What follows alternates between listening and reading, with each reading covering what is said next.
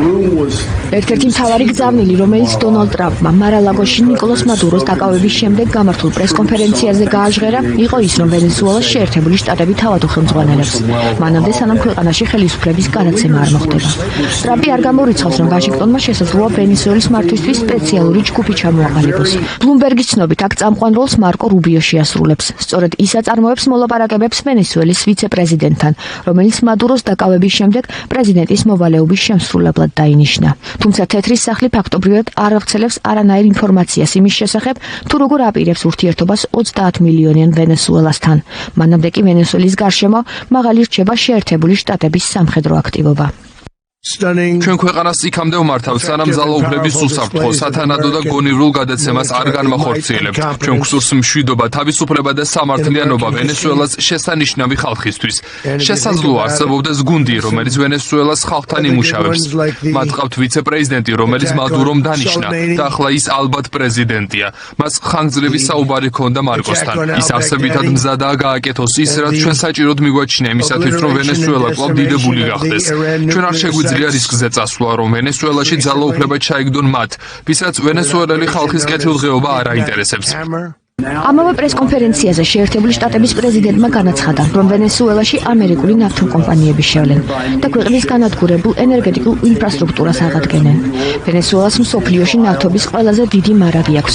ოფიციალური მონაცემებით მოსწლობა 300 მილიარდ ბარელს აღემატება. თუმცა ტრამპმა ბევრი მნიშვნელოვანი კითხვა უპასუხო დატოვა, მათ შორის როგორ წარიმართება ხელისუფლების გადაცემა, ვისთან ითანამშრომლებს შეერთებული შტატები, რა პირობებში შეუძლიათ ამერიკულ ნავთობკომპანიებს ქვეყანაში დაბრუნება და რაც მთავარია, ვინ მიიღებს ვენესუელურ ნავთობს, თუ ამერიკა ინფრასტრუქტურის მოდერნიზაციაში ინვესტიციას ჩადებს. ინდუსტრიაში, რომელიც წლების განმავლობაში სანქციების, მოძველებული ინფრასტრუქტურის და ცუდი მმართველობის გამო ფაქტობრივად განადგურებულია. ჩვენი ძალიან დიდი ნავთობკომპანიები, რომლებიც მსოფლიოში ყველაზე დიდები არიან, შევლენ ვენესუელაში, დახარჯავენ მილიარდობით დოლარს, შეაკეთებენ მძიმე დაზიანებულ ინფრასტრუქტურას და ქვეყნისთვის ფულის გამომუშავებას დაიწყებენ. და ჩვენ მზად ვართ მეორე და გაცილებით მასშტაბური შეტევის მოსაწყობად, თუ ამის გაკეთება დაგვჭირდება, მაგრამ ახლა, როგორც ჩანს, საჭირო არ იქნება. შეერთებული შტატების პრეზიდენტს კითხვა პუტინის შესახებაც დაუსვეს. ჟურნალისტები დაინტერესდნენ, ახსენს თუ არა ტრამპმა და პუტინმა ნიკოლას მადურო ბოლოს სატელეფონო საუბარში. ტრამპმა უპასუხა, რომ მადუროზე არ უსაუბრიათ და დაამატა, რომ ის ვლადიმერ პუტინით კმაყოფილი არ არის. შეერთებული შტატების მიერ ვენესუელაში განხორციელებულ ოპერაციას უკრაინის პრეზიდენტი ვოლოდიმირ ზელენსკიც გამოეხმაურა. მისი შეფასებით შეერთებულმა შტატებმა დიქტატორებთან გამკლავების მკაფიო გზა აჩვენა. პუტინით არ ვარ აღფრთოვანებული, ის ძალიან ბევრ ადამიანს კლავს. მეგონა ერთ-ერთი ყველაზე მარტივი რუსეთ-უკრაინის კონფლიქტი იქნებოდა. ასე არ არის. ორივემ საკმაოდ ცუდი რამ გააკეთა. მეგონა რომ მოგვარდებოდა. ბატონი ვიტკოფიც აქ არის. ფიქრობ რომ პროგრესს მივაღწიეთ, მაგრამ ეს ისეთი ომია, რომელიც არასდროს უნდა მომხდარიყო. რა უნდა ვთქვა? თუ დიქტატორებთან ასე მოპყრობა შესაძლებელია, მაშინ ამერიკის შეერთებულმა შტატებმა იცის, რა უნდა გააკეთოს შემდეგ.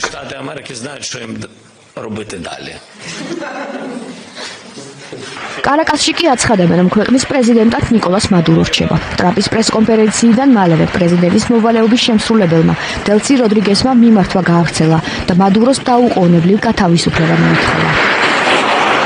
მთელი ვენესუელა მობილიზებულია და საბრძოლო მზადყოფნაშია. ამ ქვეყანაში მხოლოდ ერთი პრეზიდენტია და მისი სახელია ნიკოლას მადურო. მზად ვართ დავიცვათ ვენესუელა, მზად ვართ დავიცვათ ჩვენი ბუნებრივი რესურსები, რომლებიც უნდა ემსახურებოდეს ქვეყნის განვითარებას. ჩვენ მოვითხოვთ პრეზიდენტ ნიკოლას მადუროს, ვენესუელას ერთადერთი ლეგიტიმური პრეზიდენტის და მისი მეუღლის, სილია ფლორესის დაუყოვნებლივ გათავისუფლებას. მსოფლიოს მრავალი დემოკრატიული ქვეყანა, მათ შორის შეერთებული შტატები, მადუროს ლეგიტიმურ პრეზიდენტად არ აღიარებს.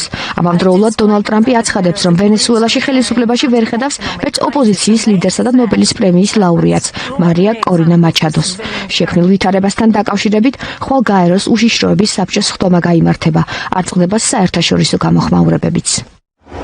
ნიკოლას მადურომ თავისი ქვეყანა კატასტროფამდე მიიყვანა. ბოლო არჩევნები გაყალბდა, სწორედ ამიტომ ჩვენ, ისევე როგორც ბევრმა სხვა ქვეყანამ, არ ვაღიარეთ იგი პრეზიდენტად. მადურომ პრობლემური როლი ითამაშა რეგიონში. შეერთებული შტატების ქმედებების სამართლებრივი შეფასება რთულია. ჩვენ არ ვიჩქარებთ. საერთაშორისო სამართალი კვლავ კრიტერიუმად რჩება. ვენესუელაში ახლა პოლიტიკური არასტაბილურობა არ უნდა წარმოიშვას. მიზანი უნდა იყოს ლეგიტიმური არჩევნების გზით აღიარებულ მთავრობაზე თანმიმდევრული გადასვლა. ხალხი ნიკოლას მადუროს დიქტატურისგან გათავისუფლა და ის მხოლოდ გახარებული შეიძლება იყოს ძალაუფლების მიტაცებითა და ფუნდამენტური უფლებების გათელვით. ნიკოლას მადურომ სასტიკად შელახა თავისი ხალხის ღირსება. მომავალი გარდამავალი პერიოდი უნდა იყოს მშვიდობიანი, დემოკრატიული და პატივს უნდა სცემდეს ვენესუელელი ხალხის ნებას. ჩვენი სურვილია, რომ პრეზიდენტმა ედმუნდო გონსალესმა, რომელიც 2024 წელს აირჩიეს, სწრაფად მოახდინოს ეს ტრანზიცია. ამჟამად ვსაუბრობ ჩვენს პარტნიორებთან რეგიონში. შეერთებული შტატების ეს ნაბიჯი აშკარად არღვევს საერთაშორისო სამართალს, საერთაშორისო ურთიერთობების ძირითად ნორმებს და გაეროს წესდების მიზნებსა და პრინციპებს. ჩინეთი მოუწოდებს შეერთებულ შტატებს უზრუნველყოს პრეზიდენტ ნიკოლას მადუროსა და მისი მეუღლის პირადი უსაფრთხოება და უყოვნებლივ გაათავისუფლოს ისინი, შეწყვიტოს ვენესუელას მთავრობის დამხობა და საკითხები დიალოგისა და მოლაპარაკებების გზით მოაგვაროს. კუბა გმობს ამ ქმედებებს, როგორც სახელმწიფო ტერორიზმის აქტს. ეს არის კრიმინალური თავდასხმა ჩვენი ამერიკის მშვიდობის ზონის წინააღმდეგ, ერის სუვერენიტეტის დარღვევა, რომელიც დამოუკიდებლობის, ღირსებისა და სოლიდარობის სიმბოლოა და მიუღებელი თავდასხმა საერთაშორისო სამართალზე. თავად ნიკოლას მადუროს სასამართლო პროცესს ბრუკლინის იზოლატორში ელოდება. ზოგიერთი მედია საშუალების ინფორმაციით, მოსამართლეების წინაშე ის შესაძლოა უკვე ორშაბათს წარსდგეს.